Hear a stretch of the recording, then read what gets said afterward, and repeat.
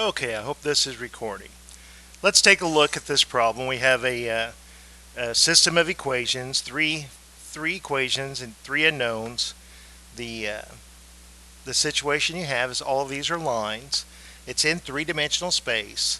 Now there are situations where you have, no solution and infinitely many solutions, but the only one the case that we're practicing on, the case that we're considering, is when these three lines intersect at a unique point. Graphing it in three dimensions for us is really not an option. We're going to use a method of elimination as opposed to substitution. You'll find that method of elimination for these three variables or more, for these greater than two unknowns, is easier and probably the preferred method to solve these. All right, so when I look at these, I have to make a decision to eliminate x, y, or z. There is no wrong answer, but sometimes choosing one of the variables over the other does lead to an easier path. I will typically scan and look for coefficients of 1 or -1 because I know I can easily make that the opposite of some other coefficient to eliminate a variable. So when I look at these, I see a 1x and a 1y, so they're candidates. When I further look at the y, I see a -4y and a +4y. Along with that 1, the y's jump out at me as to be probably the easiest choice. Like I say, it's not wrong to choose one of the others, but I'm going to eliminate y. Let's number my equations 1, 2, and 3. And let's go ahead and use equation 1 and equation 3 and add them together, because the positive equal and opposite, the +4 and -4, will cancel each other out. When you're copying the equations down, be careful that you copy it down correctly. I make that mistake so often that even with you guys in class, you'll often hear me say, hey, did I copy that down right? I would also suggest for some students that they put leading coefficients of 1 in front of the variable as a visual aid to help them so they don't make silly arithmetic errors. It's not necessary, it's just a suggestion. The -4 and +4 cancel each other out. I've eliminated that y term, and that's exactly what I wanted to do. So I have a new equation in two variables. I'm going to label this equation 4, and now I'm going to come and get an equation that I'll label 5 that will have just x and z. So I'm going to eliminate y again. Now I have to return to my three original equations. I did not use equation 2 last time, so this time I have to use equation 2, and it can be equation 2 together with equation 1 or equation 2 together with equation 3, but I have to use the equation that I haven't used yet, and that's 2. So we're eliminating y. This is a +4. Let's use the -4 here, and we'll make this a +4. So I'm going to take equation 1 as it is, and I'm going to add to it 4 times equation 2. So if I write down equation 1 as is, that's kind of sloppy. And I would be as neat and organized as I can, because sometimes the mistakes that people make, it's because they've hurried too much and they've written so sloppy that their work becomes hard for them to read. And just as I say that, I'm writing numbers that make it difficult to read. 4 times 6. I got my +4. That's what I wanted. That was the whole intention when I multiplied it by 4. And -20. So if I haven't made a silly error, this is what I'm getting. 20x, the y's are eliminated, 14z, and -4. Now, I notice that all these numbers are even numbers, and I like doing arithmetic with smaller numbers. I know that arithmetic, even for a math teacher and stuff, that's my weakness. So I'm going to divide all of these numbers by 2.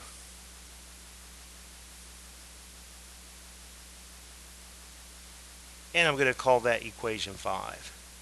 So in order to get some more room, just to be neat and organized, let's copy these equations onto the next page.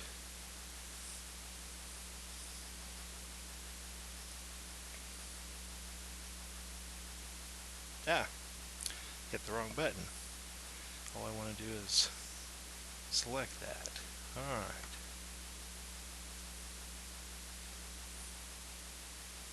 There we go. Alright. So we look at this and we say, well, is there a clear-cut choice, and it doesn't look to be, to eliminate x or to eliminate y? So I'll just choose x. I don't know why, because I don't see any clear path. So in order to eliminate x here, I'm going to take 10 times equation 4, and that'll get me a negative 30. And I'm going to take 3 times equation 5, and that'll get me a positive 30. So multiplying everybody by 10 is pretty easy as far as multiplication goes. I don't need my calculator for that, even as bad as I am at arithmetic. And I can multiply equation 5 by 3, and these don't look too terrible either.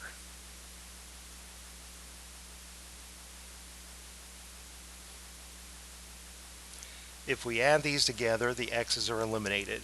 So let's come in.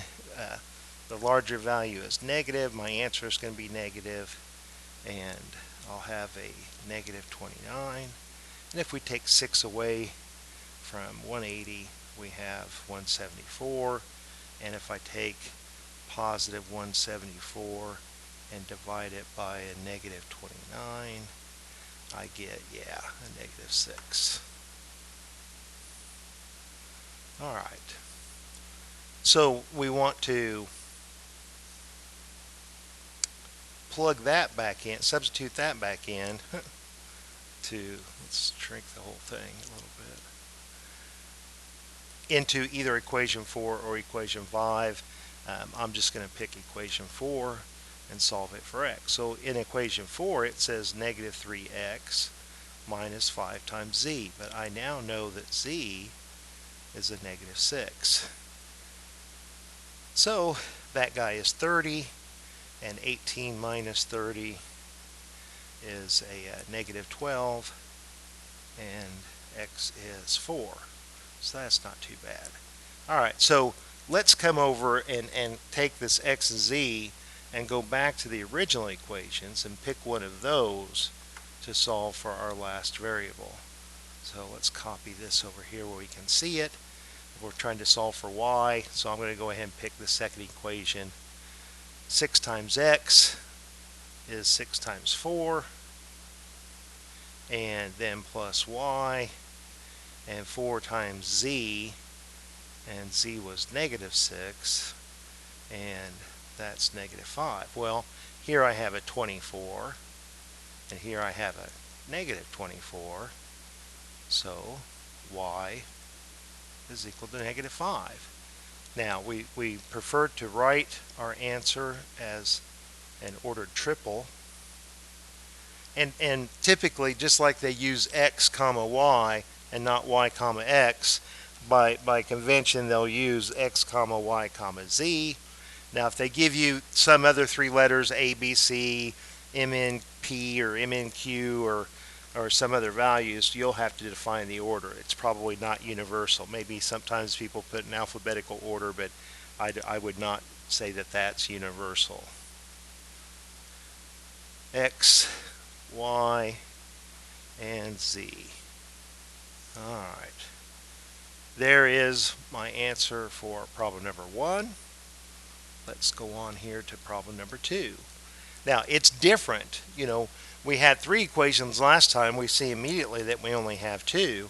We also notice that, this second equation is a line, but that first equation, having an x squared term, is quadratic. The graph is a parabola, and because the coefficient is positive, it's a parabola, opens upward. Now, my intention, because we've we solved this in class and we solved this in homework, was for this other line to intersect that parabola in two places, and for you to give the coordinates x comma y for each point. Now I have to apologize again to the version 2 people of this quiz because I accidentally had their line not intersecting that parabola. Now, in college and stuff, professors are going to consider that fair game. Maybe they would never admit that they did a typo. They were just, hey, that's the problem. You had that problem to solve that. Maybe in the back of their mind, they intended to give you it, but when it came to grading and stuff, they're not going to admit to an error, most likely. They're not going to allow retakes and stuff like I do. And since it was my mistake, we'll do the retake, boy, I can't speak, during class.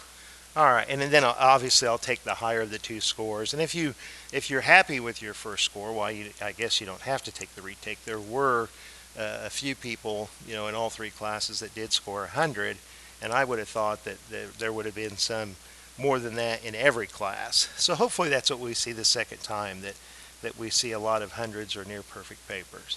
All right, so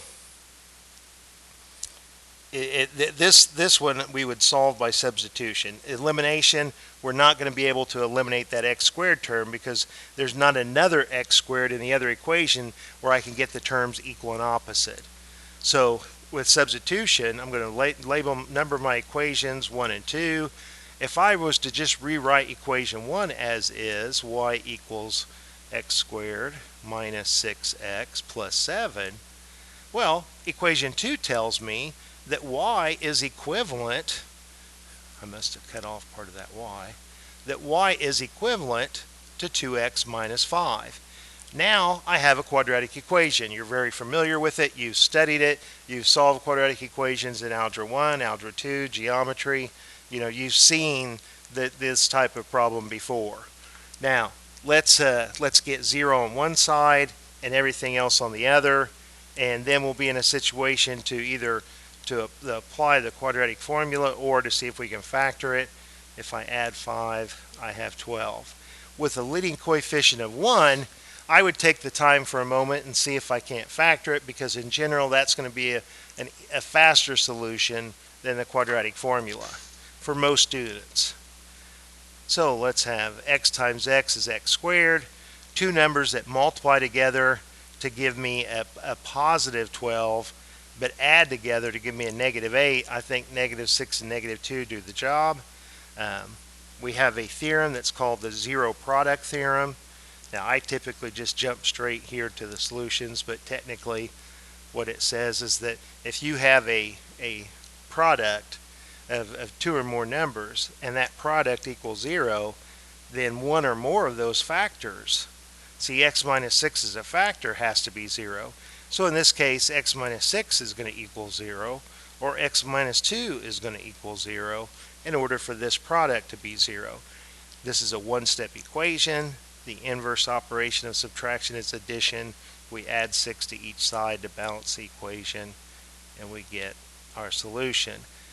Part of our solution. I take that back because remember, for each of these x's there is a corresponding y value, and it's incredibly easy to get that y value because of this second equation.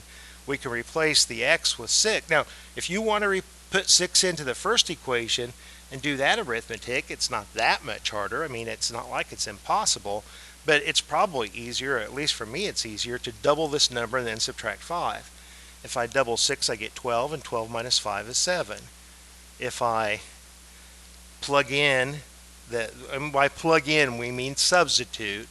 If I substitute the value for x, 2 times 2 is 4, and 4 minus 1 is a negative 1. So those are the points.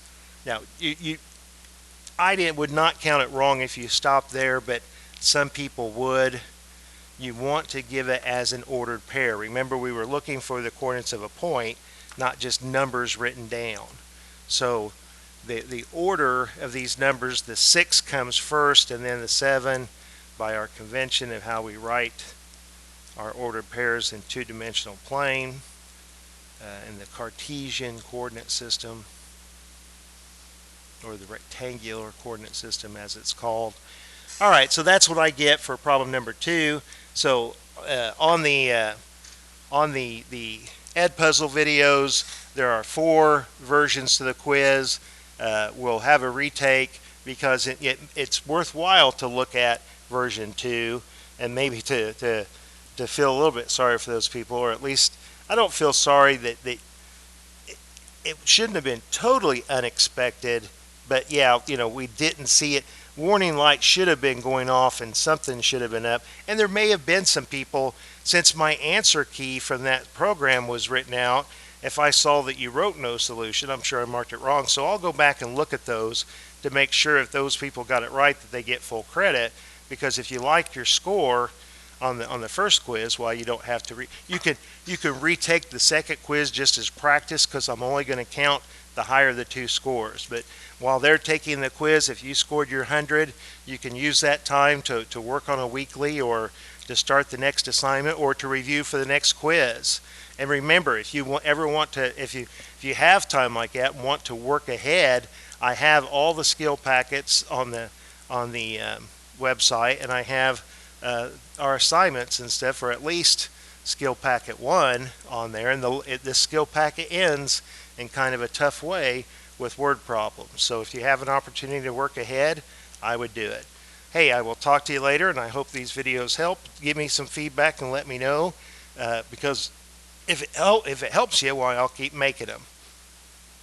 And I'll try to improve on making them as well and get a little bit better at it. So talk to you later. Bye.